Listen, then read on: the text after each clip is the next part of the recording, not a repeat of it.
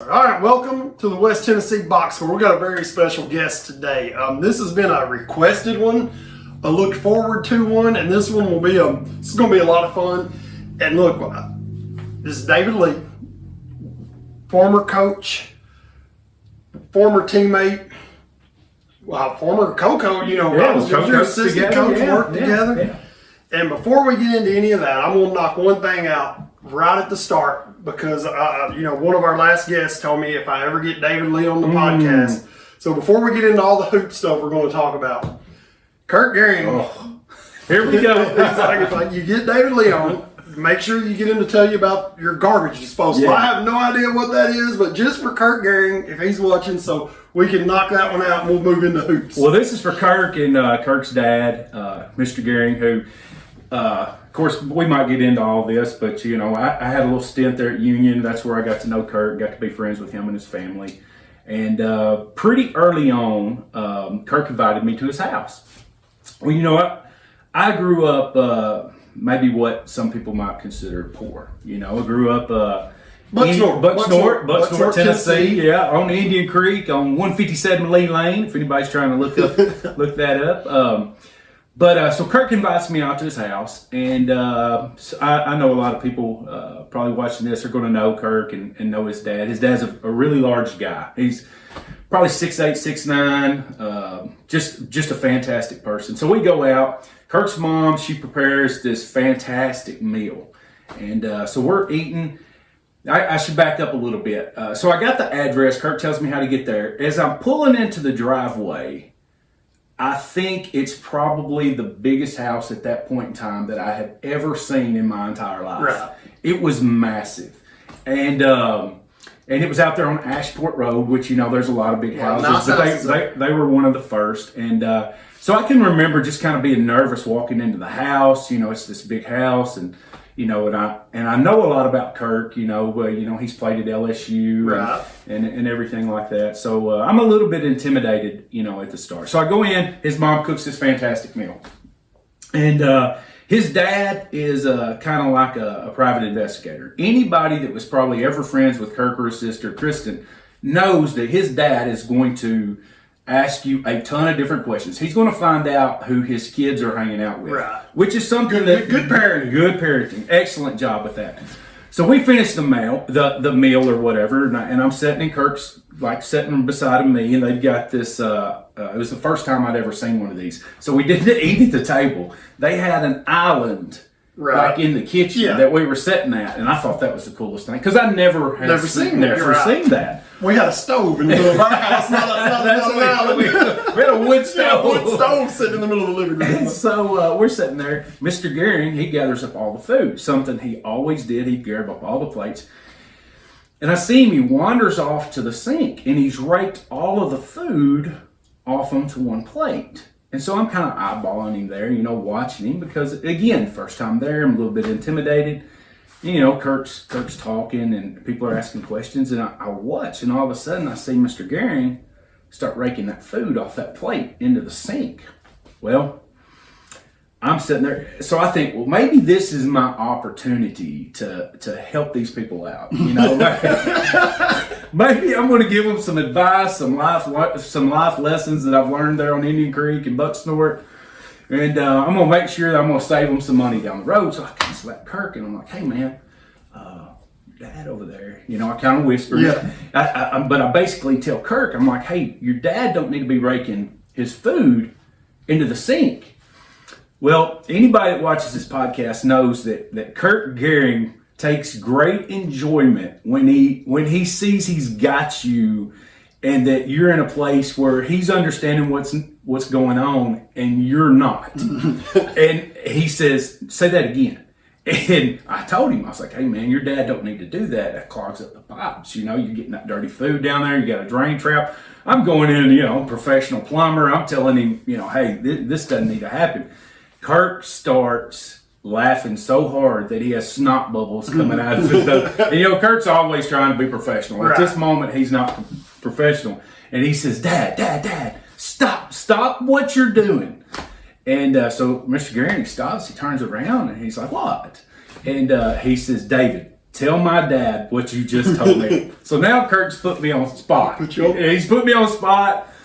And I'm thinking Kristen, Kirk's sister, she was there, and her husband Mark Lee, which are phenomenal people. You got to have Kristen on. She's fantastic. They I've got this audience now. Mr. Gary says, "What? Tell me what it is." I was like, "Look, you probably don't want to rake that off into the sink. It's going to clog your pipes up." It's at this point, Mr. Gary realizes this dude's never seen a garbage disposal before.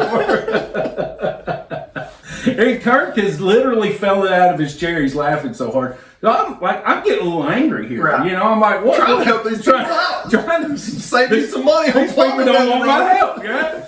And so I get up and I wander. I get up. I go over there, and Mr. Gary goes, "Let me show you. Let me show you something. Let me teach you something." It's the first lesson that he taught me. He's taught me so many, but the very first one was a garbage disposal. That's great. Pretty amazing. Yeah, that's a good piece of invention. machinery. Yeah, absolutely. Well, on the hoop side of things, now we're going to have a niche audience that is really excited to see me and you. Yeah, there he is. And then there's going to be the rest of the world who's going to be like, who the crap are these two guys and why are they on a podcast? Because we were the two worst players. Absolutely. On the worst team in the history of college basketball. Absolutely. But for those of those who don't know, they just need to ask somebody. That's right. Yep. That was a running joke between me and him our first year at Jackson State. That was a Coach Greer who we're going to have on soon. I think I got that nailed down today. Good. But put together a team there on very short notice. Very short notice. And that first year we weren't real good. We was not real good. Just the way I ended up at Jackson State. And I think Coach Greer, we had a get-together not long ago. And probably you don't even know the entirety of this story. And I was thinking on the way down here, I probably never told it. So when I graduated high school, and looking back at high school, you know, I played at McEwen. We were in the same district as East Robertson. So as a junior, we had a pretty good team. East Robertson beats us in the district championship. We get beat in by Martin Luther King in the region. But they had a guy named David Woodard. And, David Woodard, high riser. And I can remember thinking, I think this is worth saying to parlay into our first year at Jackson State. I thought David Woodard was, hey, this guy's going to go to the NBA. Right. I specifically remember a play where we would kind of keep two people on him, leaning on him, and they threw him an alley-oop where he did not take a step. He didn't catch it, but when he swipes at the backboard with no steps, he had his hand at the top of the box. He was. I watched him in the state tournament. First play of the game, he's catching an oop at the top of the backboard. You're just like, this guy's built different. He was phenomenal. So the next year, I'm a senior. Goodpasture comes to our district, and I've actually seen that game. Yeah, one of the games. Yeah, I've seen the highlight, or not the highlight. I've watched the actual game. And Goodpasture had a guy named Ron Mercer, a guy named Drew Maddox, and a guy named Sam Howard. So there was another kid on there, I think, that might have went to Florida, and then their point guard, I think their backup point guard went to Trevecca, played against us. So they were really loaded. But I remember specifically when I realized that David Woodard wasn't going to the NBA, and it was at half court in McEwen. Pretty early on in the game, there's a loose ball, gets knocked away, and me and Ron Mercer are kind of like me and you are right here. And he snatches the ball up. And what you didn't want to do is just give him a runaway dunk, right? So my brain, that moves fairly slow as we know, starts processing, just go ahead and foul him. You know, grab him, reach out and grab him. While my brain is processing that, he goes from right here to the free throw line and then dunks it before I literally took 2 steps. And it was at that point that I realized David Woodard was amazing, but this is the guy that's going to the NBA. So I said all that to say, didn't have any offers when I graduated high school. My high school coach had his son went to Union and knew that Ralph Turner was going there. So he reached out to Ralph. I went down to Union and was redshirted. Didn't have a scholarship starting out. Pretty early on, earned a scholarship and spent a year there at Union. Enjoyed my time there. Loved Coach Turner. Coach Turner's great. Shout out Coach Turner if he watches this. Was in a fraternity there, and but at the end of the year, I knew along through the season as I observed that my skill set was probably not going to get me any playing time. I went with Kirk when he talked about going down to watch Matt Hoover. Right. With Coach Campbell, I rode down there with those guys, and I realized, hey, I'm not Matt Hoover. I cannot do the things he could do. And Kirk had transferred there, and he was 6'6" and could play the 2 guard. And I realized, I can't do that. So at the end of that season, Coach Turner, he reached out to Coach Barnett, who was at Jackson State. Right. Told him, he said, hey, I got a guy who wants to come over there. He wants to play a couple of years at JUCO. And then Kirk Gearing's dad, he also reached out to Coach Barnett and got me a tryout. I went over there, met Coach Barnett, played one day. He signed me that afternoon. And then later on that summer, some guy named Haskins. I meet Haskins and Morris and Heather. You can't say Morris without his wife Heather. And then but I get the call from some guy named Mike Greer, and he was like, I'm the coach of Jackson State, and I was thinking, I thought it was a Barnett guy. Right. So that first year was a put together crew by. Well, yeah, I don't even know how I got there. I've heard 20 different stories. Each time somebody tells me a story different. The only true story I know about my arrival at Jackson State was my mom in her sewing room praying that somebody would sign her son. and her prayer was answered one way or the other, however it happened. And I've heard a bunch of versions of how I got there. But we were a bunch of misfits nobody wanted us. Nobody wanted us. Nobody wanted us. And that first year, the best basketball I played was at Muse Park. Yeah, absolutely. Against Junior Whitley. And I don't know if he ever watches these, but I don't know, but you ended his career at Muse Park. Yeah, and, if anybody does, I won't tell the whole story. But Junior didn't want any. He still owes me $5, by the way. Yeah, he does. Yeah, Hampton put on a clinic late at night at Muse Park in Jackson, Tennessee. And we'll just leave it at this. It was in the BC days. Yeah. That whole story is for Taylor Dill wanted David Lee at Hampton after dark. The whole story would have to be absolutely after dark. Yeah. But now our second year at Jackson State, we were good. We were really good. We got this kid Malcolm McCrath, absolutely, who was in a league with Robert O'Kelly and Tony Harris. It got completely overlooked. Absolutely. I mean, you're looking at two guys who was a star in the ACC and the SEC. So Malcolm kind of slid through the cracks. Unbelievable player. Of course, Haskins was whatever. And then, I've told Hampton that we're going to have a portion of his podcast from here on out, Bucky, that is Bash Bucky. Bash Bucky, yes. Bash Bucky. I tell you, he is one of the best shooters I've ever seen. But, he is. But he's, that's the last positive thing I'm saying tonight. But that second year, you had those two guys. Jackie Williams. Yeah. Me and you were back. We survived. We're a couple of the holdovers that made it through that first year. Yeah. We returned. We lost some guys along the way. We did. We lost several, but we survived. Brent Johnson played at Coastal Carolina. Derek Rhodes came in. Athens, Georgia State or Athens State. I get them mixed up. He ended up at one of those. But we had... speaking of Union, I lied to Dexter in our podcast because I said we never played against each other. We did, yeah. We did in a scrimmage game, and we beat Union. I think we also scrimmaged Freed. We beat Freed. And I hope I catch a lot of hate because, I'm almost positive there's no film of this that exists. So the truth lies in what I remember, which is that we beat Union in that scrimmage.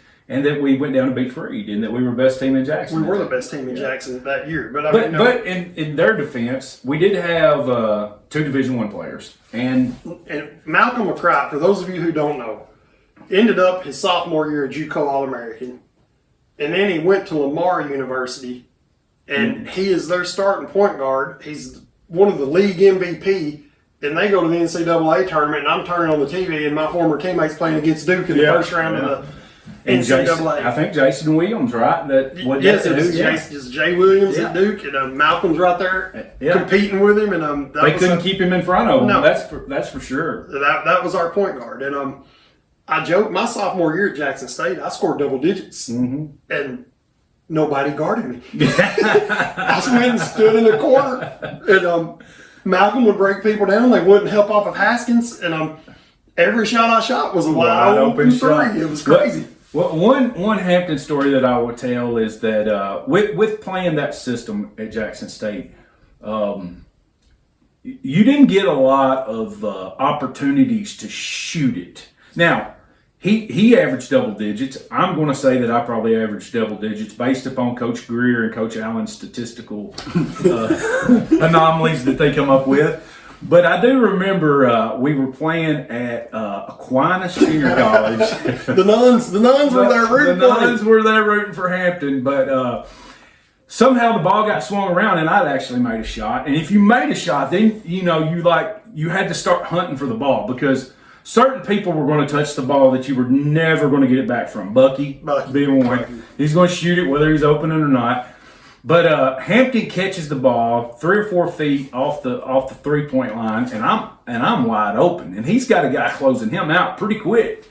So I'm like, Hampton, and Hampton ignores me, and he lets the ball go, and he shoots it. And I think somewhere between him shooting it and the ball being in the air, I said some very ugly words. We can't repeat what you said to me on here. This is a family program. Family program, but basically I was saying that ball, you better make that shot. If you don't make that shot, there's going to be issues. But man, such a lot. We were a bunch of misfits, but we had so much fun, and I think that was.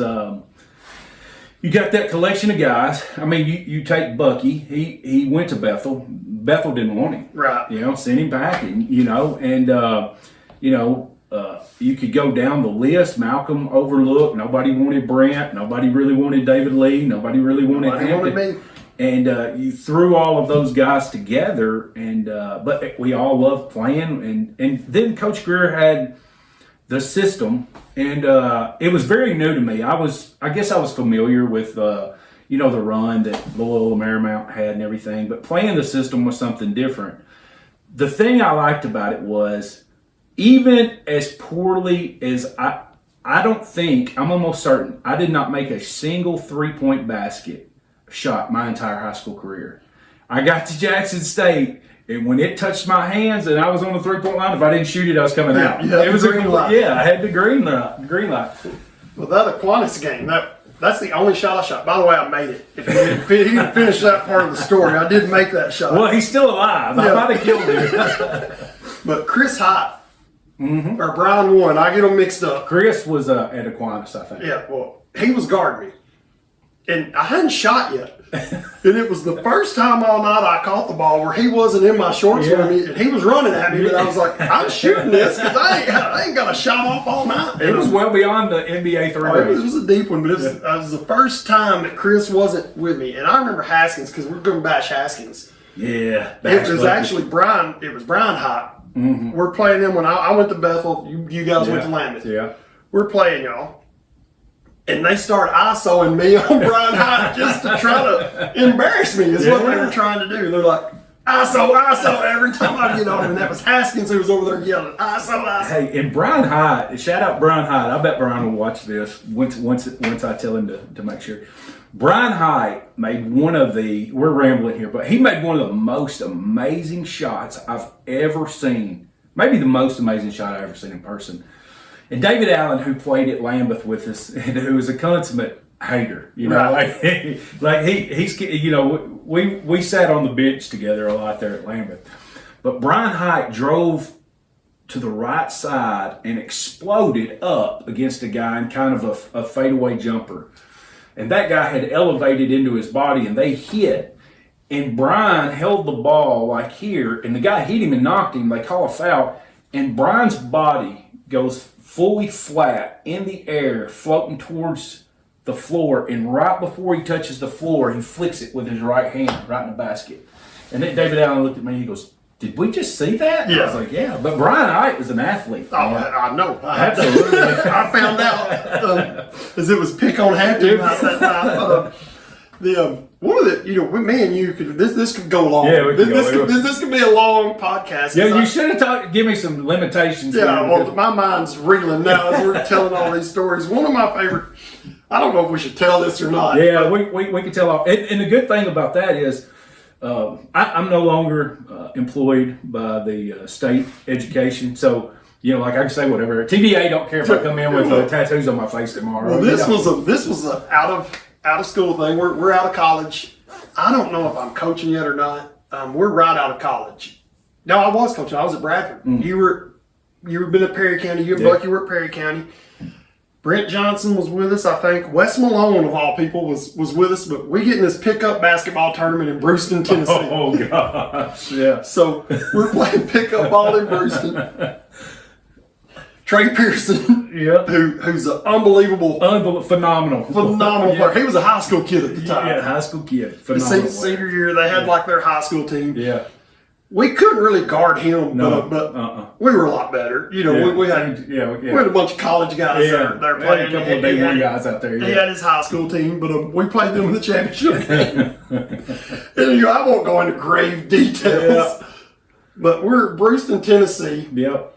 And I like to die because I didn't play a lot at this point. I was kind of me and Wes Malone were just kind of tagging along, going to get a trophy. You get police escorted out of the gym. I did. And the strange thing about that is, what year would that have been? 2002? Probably. It was early 2000s. So 22 years later, I'm in Brewston Gym. I don't know if you know this story, and I'm watching my son play, and I'm not coaching. I'm just sitting there, and I am yelling handshake because he's like in the 5th grade, if you don't get these calls and we're not going to win. But, right. I'm agitating the refs. And Blake Deal, who played for me and Bucky, and I guess you would have been there with Blake too. Yeah, he played for all of us. He was sitting up there with me. We're kind of gouging the officials. And I say something, and then somebody across the floor yells something at me. And so we have this verbal exchange here. And at one point, I decided, hey, I'm going to jump up and go over there. And so I do. Like, I hop up, and on my way over there, I realize there's 2 things I got going against me.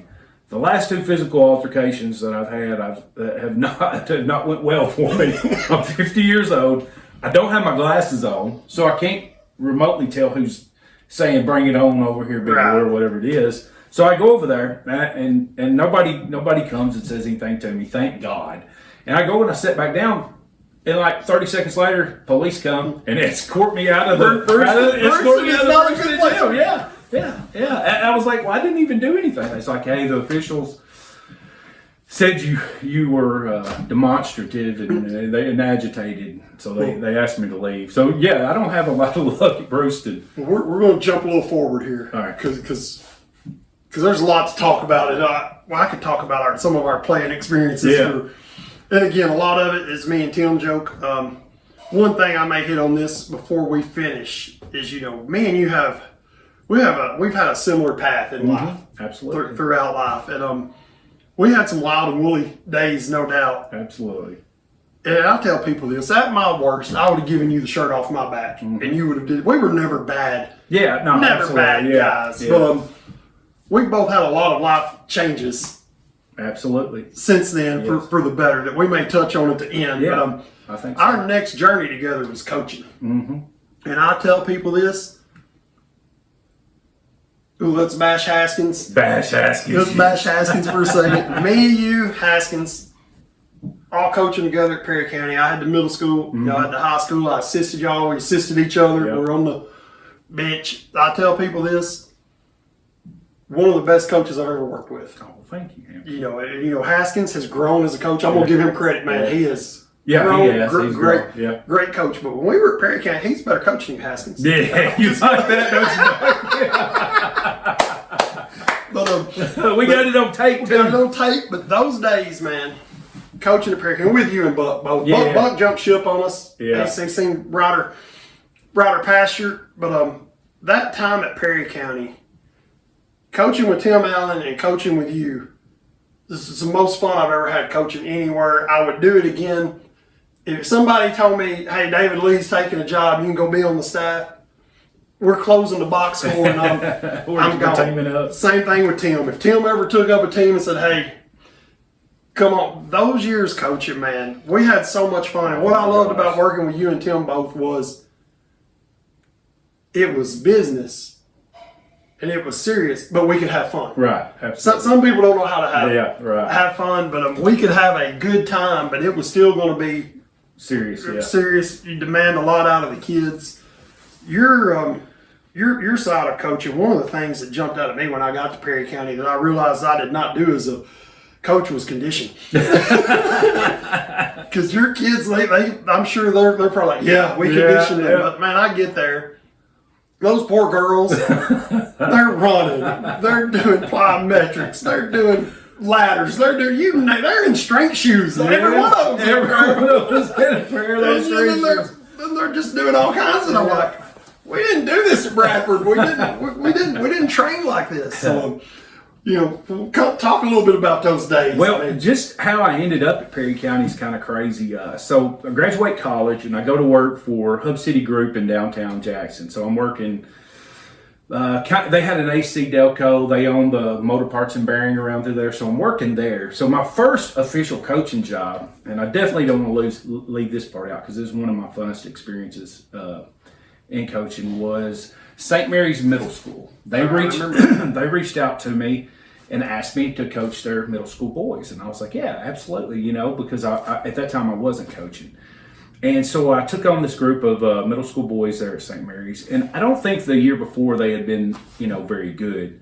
I think, looking back, the guy that had them before me must have been a pretty good coach because they were pretty fundamentally sound. So I think, I don't know who it was there before me, but looking back, I didn't recognize it then, but I definitely do now. He definitely laid a groundwork there for me, but we ran the system with that group of kids, and there was a kid named Tommy. I'm gonna forget his last name though. Tommy LaFont. I'm not forgetting your name. Tommy LaFont, Casey Carpenter, Harley Morrissey, Will Ayers, and Kevin Carmichael. So that was our 5 starters. Andrew Breedingham came off the bench. Edward Koontz come off the bench, and there was another kid that played. So that's 8 kids. That's been 26 years ago. That's pretty good to call all that. And to remember that group of kids, and I could call off more of those kids, so I don't think I left anybody out though. But man, that group of kids was really, really, really good, and that was my introduction to it. And we won several games that year on last second shots. I thought I was a really good coach. Turned out several of those kids left and went on to play in high school and have pretty good careers. The next year we wasn't near as good. I realized then that, hey, I had some talent. But I'm sitting at my apartment in Jackson, and I knew Bucky had took the boys' job, but school had already started at Perry County. They'd already had in-service. School had already started, and Bucky calls me. He says, hey, you want to coach girls? And I was like, at Perry County? He's like, yeah. He said, and of course, Bucky was late getting there because they thought they were going to get somebody else. Right. So Bucky comes in late. And I was like, yeah, sure, I guess. He's like, do I need to interview? He's like, yeah, the guy named Dave Rhodes. He said he wants to meet you. So I come up there, I drive up there in an 89 Nissan pickup truck that Tim Pfeiffer had given me. And so I remember that truck. I'm familiar with that truck. So I drive up there and interview with Dave, and Dave gives me the job. The rest was kind of history, I guess, in some respects. I can remember showing up the first day of school, and I had no idea what I was teaching. Right. I didn't know who the principal was. Mr. Morris is the greatest boss I've ever had, but I show up the first day, have no clue what I'm teaching. I tell Dave, I'm like, hey, I've got a degree, but I'm not certified to teach. And he's like, we won't worry about that. I love that. He was great. And he said, we'll take care of that later. And, just an absolute joy to have Dave be in, I think, mine and Bucky's life at that point in time. And because I think, they went through several coaches there at Perry County, and we'd had a couple of people tell me and Bucky, you kind of got to beware. Dave Rhodes runs that show, blah, blah, blah. But listen, when we got there, it was like me, Dave, and Bucky, and Bryant, and you later. And it was just, he was just like a kid.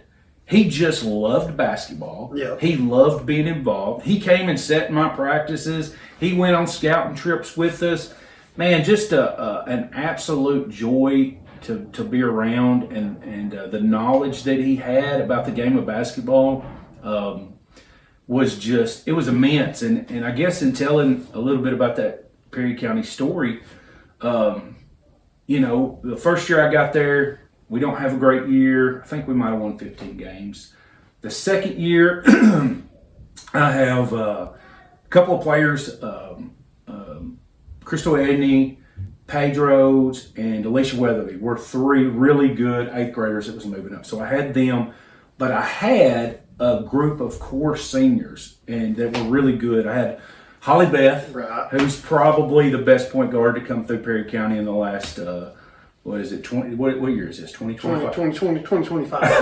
Something like that. Yeah. She's the best point guard in 25 years. Not even close. Nobody's close. And so we had a really good season that year. We got beat in the region semis, and but that group kind of laid the groundwork for the next year. But I said all that to say, we get to a sub-state game, and there's we're playing DCA out of Nashville. They've got a really good post player, and they've got a really good team. And I think they might not have lost a game there in a couple of years. And Dave and Bryant go watch them, and they come back and they come up with a really good game plan of kind of a jump defense. And I was never the kind of person that if you had an idea, or Bryant had an idea, or Joe had an idea, or Bucky, I thought, hey, let's try it, you know. Let's roll with it. But I had a lot of confidence in that. And Dave literally came in the gym the last day, I think, that we practiced, and helped walk through scenarios. And, you know, I always just felt like, you know, I didn't feel like he was invasive. I just felt like he was helping. I just felt like, you know, it was just, he was helping teach me how to do this thing that I enjoyed better. Right. And, but we go up to the sub-state, and I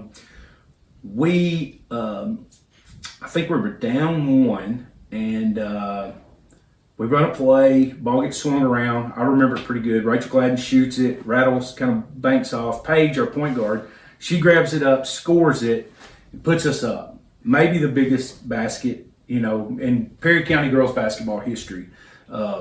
Puts us up. They call a timeout. And here's the funny part about that story. So they're coming over in a timeout, and the other DCA is going to get a shot. And Bryant pulls me aside. He says, "Hey, listen." He said, "They got some shooters." He says, "So you know they're probably going to get an open look.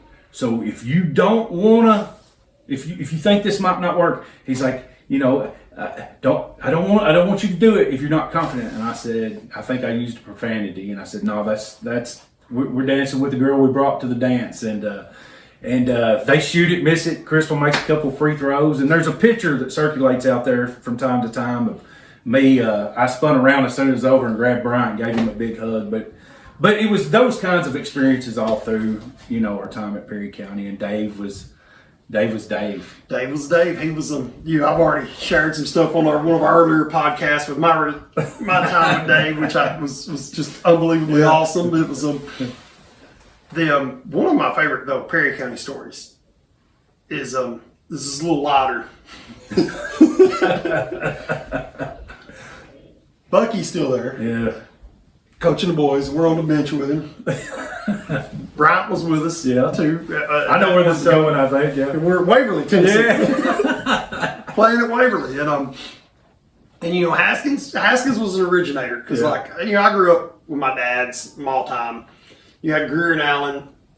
You know, Bethel, we hardly ever even had an assistant. Right. So, you know, it's pretty much, Buck, we'd call that timeout and we'd meet. Yeah. like we were college coaches. We'd have a little huddle sometimes. And it looked serious from the outside. You know, from the outside looking in, there was some stuff getting done. On the inside, not so much. But we playing there, and I remember they run this inbounds play where we have, you know, 4 across the baseline, kid goes back, and we lob it out. Yeah. We're going to be stepping in. But anyway, so the lob pass to the kid going out, Rico. Yeah, Rico. He coaches at Waverly now. Okay. Yeah. Shout out Rico. You need to watch this because this story's about you, my man. So Rico tips it to himself, Yeah. takes it down, hammers it. Hammers it. Well, later in the game, we're trying to run the play again. This kid's backing up. We throw a bad pass. Rico tips it down the court, runs and gets it, hammers it. Hammers it. So Rico's got two pretty good dunks off of this inbound play that we've been Two running. really nice dunks. But this is a close game. It's at the end of the game, End of the yeah. game, 1 point game. Yeah. Or it may have been tied. I don't know. Yeah. It was 1 point, or we're down one or tied one. We've got the ball out of bounds underneath. Timeout. Mm-hmm. Haskins. Want to know what play do we need to run? Davis. I don't know. Maybe we should run that play where Rico gets a dunk again. And I get tickled. And of course, Lucky. Lucky didn't think it was as funny. Not Yeah. funny, guys. Not funny, guys. But that was one of my favorite moments. And then we run the play, and Rico gets it and gets a third dunk.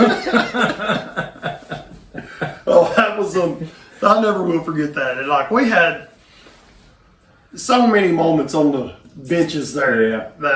That One of my, and I'm not going to say who it was about Hampton, but I've got to share two Hampton quotes. One was, we're at Summertown, and I know there's several of you folks on there that probably catch this from Summertown, but we're sitting, and I'm pretty sure it's the first time that Hampton had been to Summertown, but we're sitting down there on the bench. I do love that It's a gym. beautiful It's a beautiful gym. It made my top 10 list Yeah. the other day. But Me and Hampton are leaned back. We're sitting there talking, and Hampton says, you turn this thing upside down and turn it into Noah's Ark. That's what it looks like. Yeah. He said, the good Lord decides to flood the earth again. And then there was kind of silence. He said, this next time, I don't care if he's got two of everything, as long as he's got one Hampton on the throw. That was a classic line. That tickled me. Summertown bench. Yeah, that was. Then there was another one, and I got to tell this one too. But there's a coach. He's still out there. He's well known. Not gonna drop his name. But me and Hampton sit on the bench, and he's out there. And Hampton says, "Hey, I think he needs to. How did you say it? His socks. His socks need to throw a party and invite his pants legs down because his pants legs were so far up." But we probably had more fun than the kids. Oh yeah, it was. You And that was another thing that I loved about Perry County. The time there is we were still younger. Yeah. We weren't young, but we were younger. Could still play a little bit. Yeah.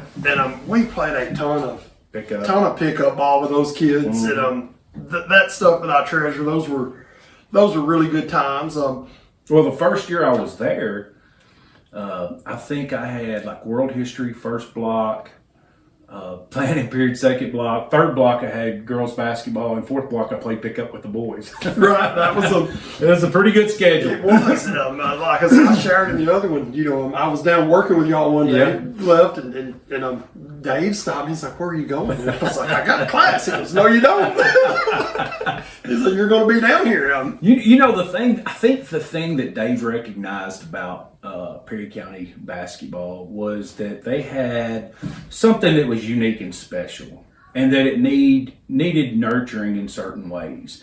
It wasn't just something that you just threw out there and that tradition continued without somebody there at the helm kind of overseeing all the nuances that happened behind the scenes, and he was a master at that. An He was absolute great. master. My whole time there, though, there's so many. I won't even attempt to name names of people I enjoyed working with there, and then just the group of kids that I landed with was absolutely. phenomenal group of young. They're all phenomenal men now. They're not young men. We're getting so old. I don't even know if I call them young men. No, they're grown. They're grown, Yeah. grown men now. Yeah. But every one of them is just phenomenal human beings. Played a big role in my growth as a person. That's me and you since those days. We are both family men now. Yeah. We have a lot of similar. Again, our paths has mirrored each other a lot Absolutely. throughout the years. And somewhere I was probably 33 before I came to know the good Lord. Right. And that was a big change in my life. And Rachel played a Big big role. Yeah. But finding the Lord was completely changed my perspective on the world. And then these kids changed my perspective. But I pulled ahead of you. the kids. Of course, we're Yeah. expected again, You're so you know expected again. I'm staying young, man. You I don't are. know. I mean, yeah, absolutely. You're definitely going to stay young with it. What are we missing here that we need to talk about? Is there anything we missed before we wrap this thing up? Well, I would say there was a couple of things that I had thought about. Bash Bucky. So I want to bash a Bucky story, and everybody from Weakley County, I want you to know this is who is representing you. So about 4 or 5 years ago, I'm at home, got the flu and 103 fever. I get a call from Brian Haskins, and he says, "Hey, the girls are on their way to the state tournament." He says, "Hey, man, I need you to help me out." I was like, "Okay, what do you need?" He said, we're broke down on the interstate right up past the exit." Well, I hear this. Hey, Bucky's my boy. Right. He's broke down on the interstate. They're hauling all the girls' equipment up there. So me and the flu, we get up. I grab my tools. I drive. I go up. I have to drive way past so I can see where they're broke down. I go up. I get off the interstate, and I turn. I come back up the interstate, and I get off. Well, my expectation is that who's going to be there? Haskins. Yeah, like he's the one that's made the call. He's the one that said we're broke down. It's two guys I've never met in my life. It's two guys that Haskins has convinced to drive the girls' stuff up to Nashville in this trailer that's now come apart. And it wasn't just a flat. The sheet metal had come off the trailer and wrapped up into the tire and cut the tire. So there I am on the side of the interstate in sleet, because it's sleeting / snowing, with 103-degree fever. And I changed the tire, cut the sheet metal off, throw it in the back of the truck, and drive home. And I called Bucky, and I was like, "Hey, man, I've got you taken care of." He's like, "Oh yeah, man, hey, I appreciate it. I appreciate you. I appreciate it." So the only thing I expect out of that is that I'd like some Westview girls gear, like Westview state champion gear. Right. Still don't have it. Still no gear. Imagine that. So I think everybody ought to have a Bash Bucky story. Well, I'll give you my Bash Bucky story. Yeah. This is recent, up to date. So start this business. Yeah. That we're doing here. Yeah. Support your friends. Support your friends. First people call, have Bucky and Willie on the podcast. Two guys, great friends of mine. Feel like count on Haskins. Mm-hmm. Help me out with this project. Trying to get a business off the ground. First night high school season tips off. Westview's playing. Mm-hmm. I'm like, all right. Sitting in here in this very office, phone starts chiming. Scores are coming in, and I'm like, we're off. The box score is launched. I'm putting these scores in. Well, it gets about 10 o'clock. Still haven't got Westview girls. And I'm like, texting. Don't ever get a reply. And I'm like, all right. So the next day, box scores are up. I'm getting calls from Bryant Rhodes. I'm getting calls from John Hattler. I'm getting calls from Miss Stella. I'm getting messages like, "Where's Westview scores?" I was like, "That's a good question. Where is Westview scores at?" Somebody didn't send them to me. Somebody in Westview, and I think Haskins lives on what they call Hollywood Boulevard down there. Yeah. I drove down there one time, and of course, I drive an older vehicle. I don't have the kind of means that Haskins does. And so I pull off into the neighborhood down there, and next thing I know, the Martin police is pulled up down there, and they're on me because my vehicle doesn't meet their environmental compliance laws and regulations down there. I'm thinking, what we got going on down here? Well, look, thank goodness for John Hattler. John Hattler is the man. Yes. Thank goodness for John. For any Westview fans that might be subscribers, you can thank John for. Does John still do the radio?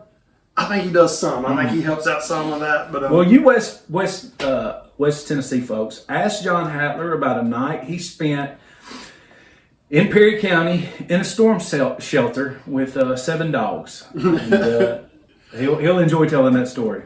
One of the other things I was thinking about as you were coming on, me and Tim Allen were talking earlier today, and I've been so blessed throughout the years. I had great high school teammates, great college teammates, Jackson State and Bethel both. Mm-hmm. And you go through and you play ball with these guys. Life goes on, and I loved all of them, respect all of them. But you have some guys that are teammates. Yeah. That they fall under that list. And they're always going to be my teammate. have other guys that were friends, Right. you know, that I've stayed friends with over the years. And I got other guys that are my brothers. Right. And you are in that list. Well, I appreciate Anybody that's had a pair of pliers and giving me a purple nurple with pliers, and I'm still letting them sit here in my house. That's a brotherly kind of That's a brotherly kind love, of yeah. love right there. It was rough. Those are some rough days. But you know, I love you like a brother, and I appreciate you coming on here. Well, we still got two other things I want to Okay, cover. all right. So I can't Can't let it go. Well, can't since let you're you my go. brother, I'm gonna All let right. you keep going. All right, That's yeah. it. So your opinion? These are going to go two really crazy different directions. Wilt Chamberlain. Wilt. In one word, I would say forgotten. Yes. Because you know, it's so hard to judge era against era, but he was a 7-foot high jumper. Yeah. That's going to translate in any absolutely, era. yeah. And like, I don't think he gets.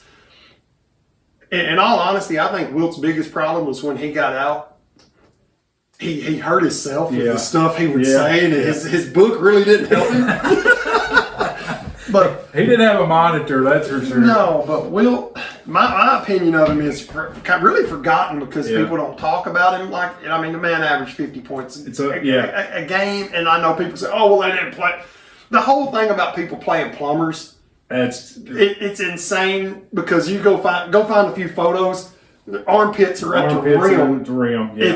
It's ridiculous athlete, and they're doing it in Chuck Taylor's and Anyway, so yeah, forgotten would be how I view him. Well, the reason I brought that up is I'd come across some Smithsonian Archive film of Wilt Chamberlain, so that I kind of wanted to throw that out there. So people should go back and I think I had this image that everything he scored was at the rim. He's just dropping it in, but he had a legit turnaround. Off the glass bank shot, which is what he used a lot of. So, but that's why I brought that up. And then the other thing, of course, you touched on a little bit about our journeys being different and the same. But one thing I thought about when I had the opportunity, you asked me to do this. I thought, I guarantee this has never been talked about by two guys on a podcast before, and that's two guys talking about losing a child. And so I thought this would be a good opportunity because when that happens, the thing that doesn't happen with most men is it ever get talked about again. So I had a son named Brady that passed away shortly after he was born, and you experienced the same kind of sort of the deal. And so I was curious as what do you think? How did that change you? Oh, wow. I just kind of tell you the story. We were about 20 weeks, and my wife calls me. Says something's not good. And so we get to the hospital. No heartbeat. And everything had been perfectly healthy. She delivers him. So I'm holding this. Yeah. I'm wrestling with.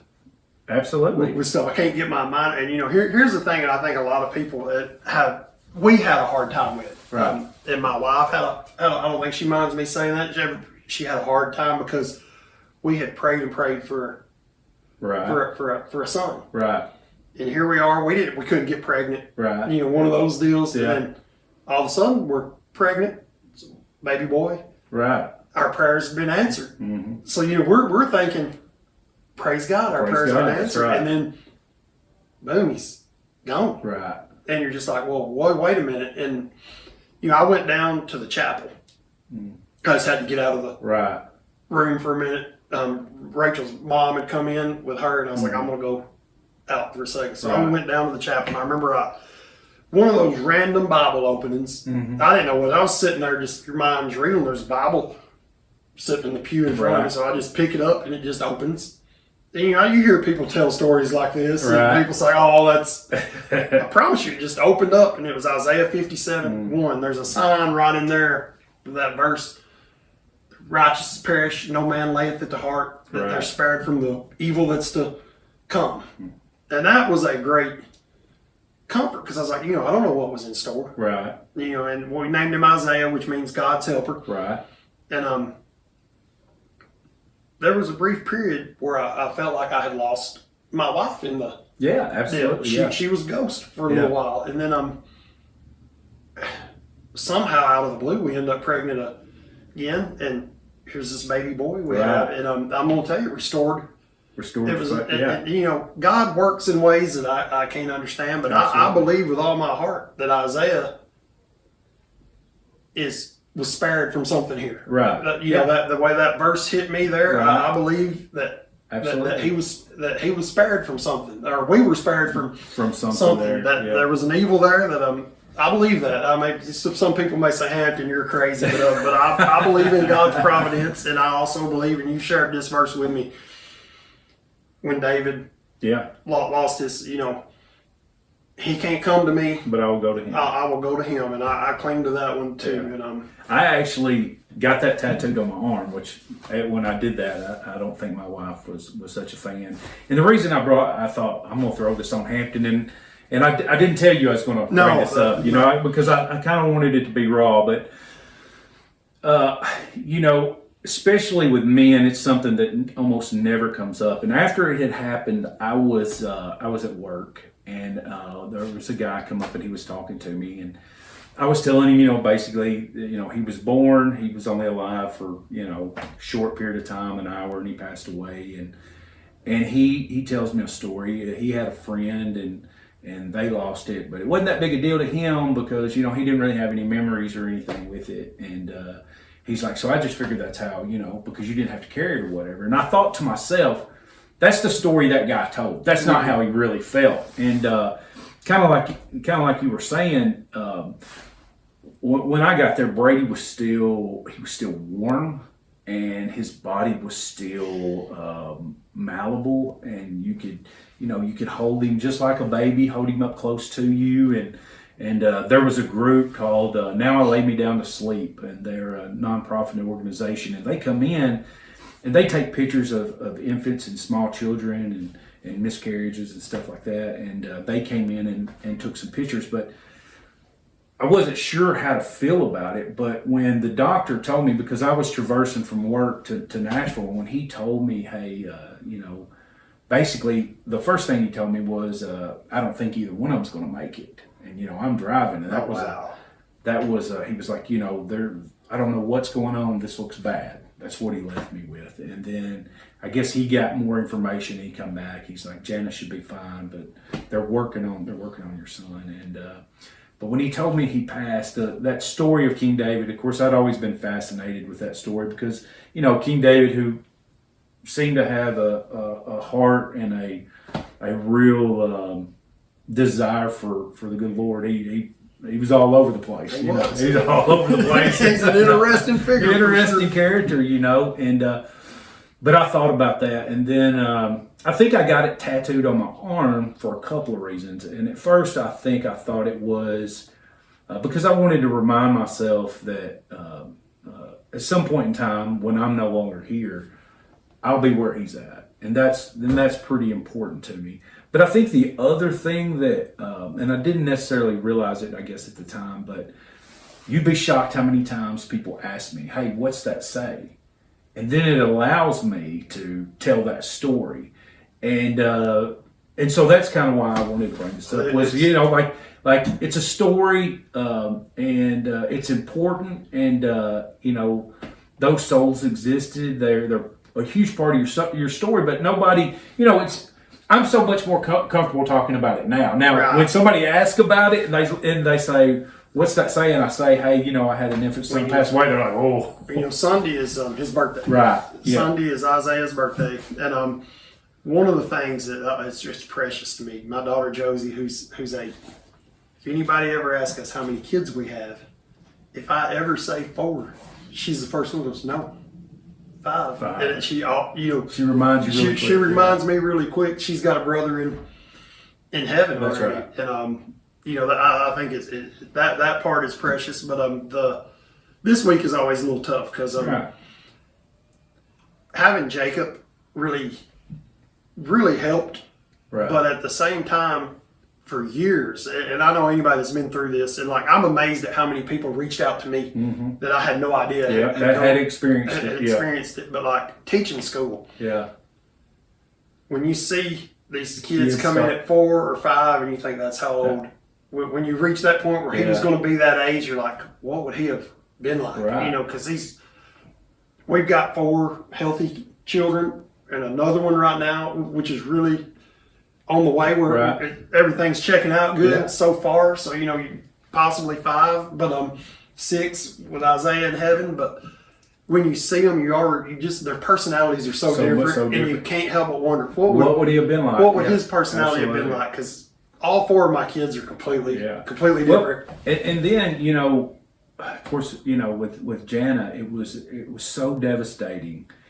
And of course, I can tell you what not to do when it happens. And so one of the first things I do, we laugh about it now, but after we buried him a few days later, I convinced her that the right thing to do was for us to get away. So we go to the mountains to the theme park up there, you know, or whatever that's up there, which was the dumbest thing you ever do. But I thought it was the right thing. But we didn't think that we would ever have any other kids. And then Davy Brooke comes along, and then, you know, you have this restored hope, I think. But it's still scary. And the entire time that Jana was pregnant, you know, she wore a prayer cloth, but we were both scared. And then, you know, to not make this podcast run way too long, but they're going to induce her on a Monday, and we go up there on a Sunday. We go up there on a Sunday. They check her out. Everything's fine. The baby's turned a little bit. The doctor comes in, you know, the short version of the story. He comes in to turn the baby to get it in position, and while that's happening, all of a sudden, no heartbeat, nothing. And we had went all of that time to have gotten to that spot. And, you know, I'd like to think of how I would react in a pressure situation, but I couldn't move. I was just paralyzed. And the nurse looked at him and said, "Now," and he said, "Right now." And they spun the bed around, and Jana went out there. The nurse took off. The doctor literally turned the bed around and headed out. I picked up the phone and sent her parents a text and said they've taken her back. But at that point, I think, man, I don't think we can survive this again. You know, it's such a scary experience, you know. And I don't know where everything's going. And they come, they get me, they give me a thing to put on, and I put it on. But I send the text, and I walk into the room, not knowing what's going on, barely. But when they wheeled her by, you know, you would think I would have said, "Hey, everything's going to be okay," or, you know, like something. Right. Frozen. I didn't say nothing. I couldn't even put the booties on my shoe. I was just a 6'5", 300-pound glob of nothingness. But I walk in, and they've got her here, and she's, you know, they've got her cut from hip to hip, and, you know, so I see that's Starlin, and they've already got the baby out over there. So shout out, doctors. From the time that I sent the text to the time that I took the first picture was less than 9 minutes. So they did all of that. But oh wow, you know, it's difficult, especially after you've had that to you know, especially, you know, and I know how strong you know, you guys' faith is, but it's always that fear. You know, of experiencing it again. And I'm going to tell you, I don't know that my faith has been tested more than when we lost Isaiah. Because, I mean, we really thought he was the answer to a prayer. Right. And that prayer has been answered in so many ways, but you couldn't see it at the time. Yeah. You know, we just couldn't wrap our minds around what was going on. And, you know, God is good. Absolutely. And, again, there's... Well, we've both been blessed beyond what we deserve to be blessed. It's you know? Absolutely. And you know, Bucksnort, Scotts Hill. That's two similar places in this world. And just coming up, I don't even really have words for how much I've been blessed. When you get to be our age, and you know, we're not old, but we're getting older. We're definitely getting there, yeah. And I'm old enough now to look back and see God's providence. Yeah. And, you know, again, people say, "Oh, Hampton, blah blah blah." No, it's God's providence, and I can see step by step where He's intervened in my life when I needed Him, needed Him most. And you know, that day with that Bible, I needed that. Jacob, we needed him, and I wasn't expecting him. And I don't know what's coming with this next baby, but God's got a plan, and we needed it. Whatever it is. One basketball story that got left out, though, was my transition from Jackson State to Lambeth, and I think this is worth note that I literally got recruited out of a after-hours establishment in Jackson to go to Lambeth by Brent Harris. Brent was like, throw him under the bus, sir.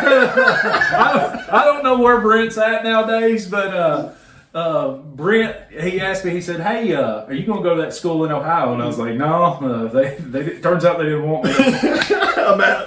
I've been down that road. Yeah, it turns out they don't want you. He's like, "Well, hey, you should come to Lambeth." You know, that's funny too. That I don't want you to. I played ball. Scotts Hills girls basketball, you know, hotbed. Yeah. They've had great girls teams for years. And Lambeth and Union both worked out at both places. They didn't want me. Both coaches come to me and said, "Hey, where are the twins going?" Want to know where the girls are going. And I'm like, I don't think they're interested in playing college ball, but I am. But, both coaches. Where are those twins going to sign? Where are they going? But yeah, nobody wanted me. That was the story, but well, Coach Greer wanted us to coach out. They took us in. Yeah, they took us in, and kind of like they ended up at an orphanage. That's what Coach Greer ran there. It was an orphanage at Jackson State. But oh man, I do appreciate you coming on. A lot of fun. And again, I'm glad you asked those questions. You know, I didn't know where we were going to go with this, but well, I wanted to do something that was unprepared. I felt like, you know, I knew this time period or this month comes up in your life, and people that, you know, maybe somebody gets shared with somebody else who's had the same experience. Somebody, and they think, well, hey, look, those two knuckleheads, they had that happen and they survived. Look, you know, if anybody watching this, you know, you can find us online. If you ever need something going on in your life like that, you need to talk about. Look, one thing about me that most people know, I think I drive my parents nuts with it sometimes. I'm a pretty open book. Yeah, me too. Yeah. I share too much. I overshare. Yeah. But my therapist tells me that I overshare too much. I'm supposed to keep certain things back. I'm guilty of oversharing. But I think it's a good thing because I know we all, like you said, we all go through stuff.